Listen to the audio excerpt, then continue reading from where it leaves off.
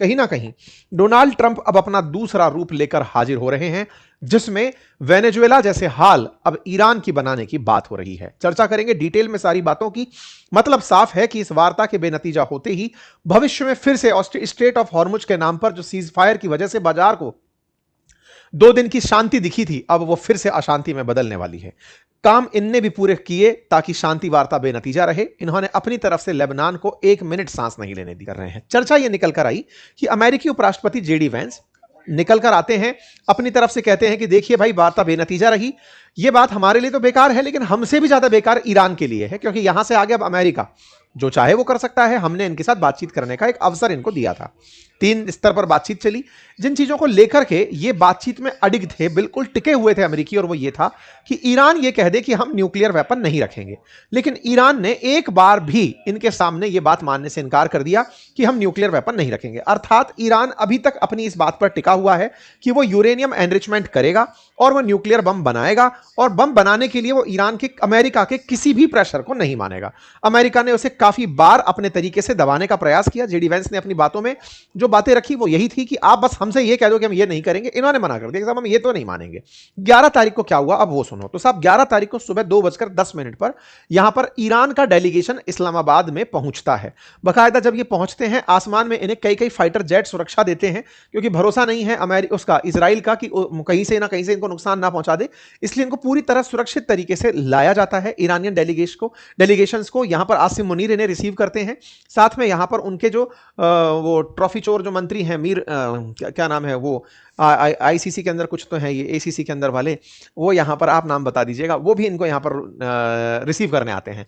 Iran की तरफ से यहां पर जो ईरान के प्रतिनिधि हैं, उनमें उनके स्पीकर के, जो संसद के स्पीकर हैं, वो आए थे, और साथ में उनके विदेश मंत्री, ये दोनों इनको रिसीव करने पहुंचे थे। ठीक है, ईरानियन डेलीगेशन इस्लामाबाद पहुंचता है और लगभग 70 से अधिक लोगों की टीम बताई जाती है, जिन्हें लेकर के ये लोग पाकिस्तान में पहुंचे होते हैं। ये पूरी तरह से पाकिस्तान की तरफ से रिमार्क आता है कि हाँ साहब, ये लोग आ चुके हैं।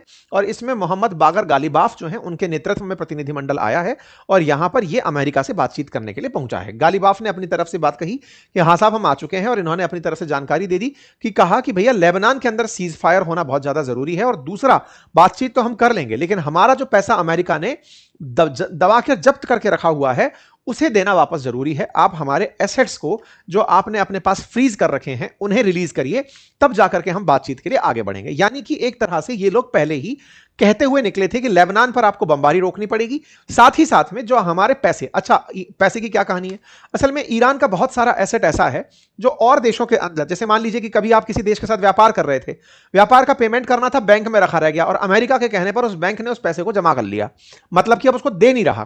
तो ईरान का ऐसा बिलियंस ऑफ डॉलर है जो दुनिया भर की बैंकों में जमा है, उसे ये फ्रीज से हटवाना चाहते हैं कि साहब हमारा पैसा पहले रिलीज करो, तब जाकर बातचीत होगी। तो ईरान पहले ही ये डिमांड करके चला कि लेबनान पर हमले रोको, और हमारा जो पैसा आपके पास जब्त है उसे आप रिहा कर दो, मतलब उसको आप रिलीज कर दो। ठीक है साहब।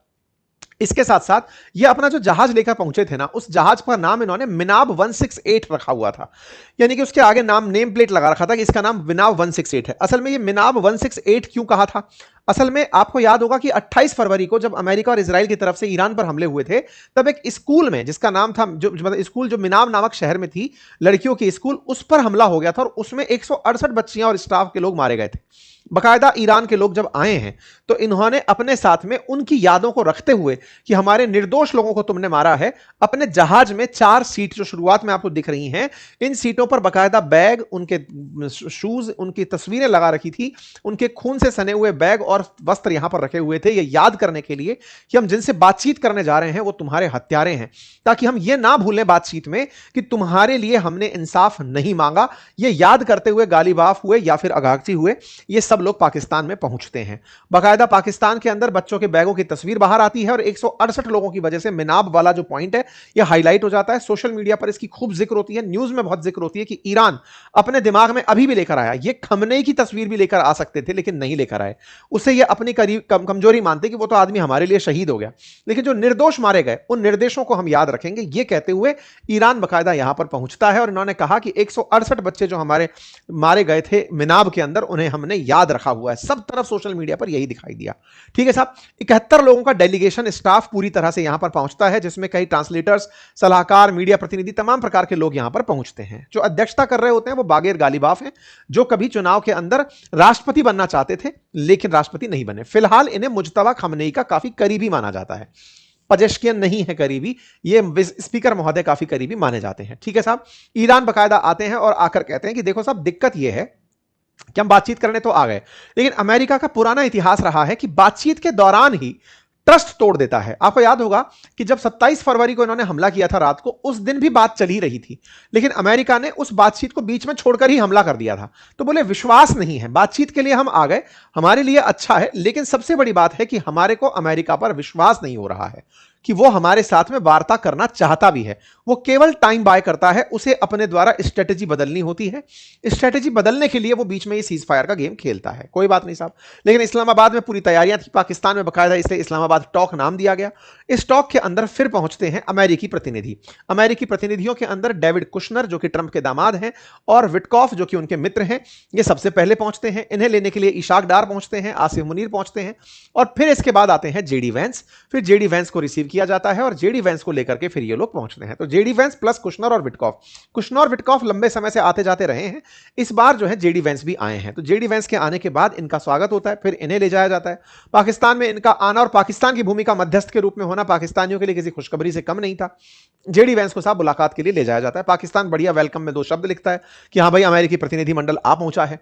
इस बीच में साहब एक चीज निकल कर आती है कि तालिबान, पाकिस्तान, इजराइल के द्वारा लेबनान में हमला कर दिया गया है। मतलब इधर की तरफ तो वार्ता के लिए लोग पहुंचे और इधर इजराइल ने लेबनान में फिर से हमला कर दिया। मतलब इजराइल ने अपने इरादे पहले ही बता दिए थे कि हमारे हमलों के बारे में बैठकर अमेरिका और ईरान बात नहीं कर सकते, हमें करना है। तो इन्होंने फिर से हमला कर दिया साहब, हमला हुआ।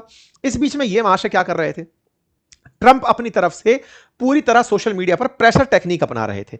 असल में जब भी कोई संघर्ष की कहानी पढ़ी जाती है, कोई भी बड़े रेवोल्यूशन की कहानी पढ़ी जाती है, तो कहा जाता है संघर्ष विराम संघर्ष की नीति अपनाओ। मैंने पहले खूब संघर्ष करो, फिर थोड़ा आराम करो, फिर संघर्ष करो। तो ट्रंप कुछ वैसा ही करते जा रहे हैं। इन्होंने विराम के नाम पर तो सीज़फायर वार्ता रख दी, लेकिन साहब यहां पर ट्रंप की तरफ से मैसेज आ जाता है और वो ये अपनी तरफ से कहते हैं कि ईरान के हाथ में कुछ नहीं है, वो स्ट्रेट ऑफ हॉर्मुज के नाम पर हमको धमका रहे हैं, उनके पास वो भी थोड़े दिन बाद नहीं रहेगा।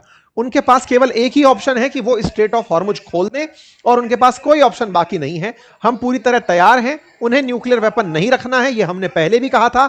स्ट्रेट ऑफ हॉर्मुज इन्हें खोलना होगा, ये बात इन्होंने अपनी तरफ से पूरी तरह धमकाते हुए कह दी और कहा कि हमारा कोई बैकअप प्लान नहीं है, हम पूरा से एक्सपो करेंगे। अब सवाल आता है, इसका मतलब अमेरिका अगर स्ट्रेट ऑफ हॉर्मुज नहीं खोलता है ईरान, तो क्या कर देगा? तो साहब देखो, आपको याद होगा ना, हाइफा के पास में इन्होंने गैराल आर फोर्ड खड़ा किया हुआ था, जिसके ऊपर नुकसान होने की खबर आई थी। कहा था, हमने डिटेल में बताया था कि अमेरिका का जो एयरक्राफ्ट करियर है उसे पीछे हटना पड़ा, इटली में जाकर सही हुआ। अब वो गैराल आर फोर्ड भी निकलकर पर्शियन गल्फ की तरफ आ गया है। मतलब समझिए कि उस मेडिटेरेनियन सी से होते हुए स्वेज कैनाल पार करते हुए वो इधर आ गया है।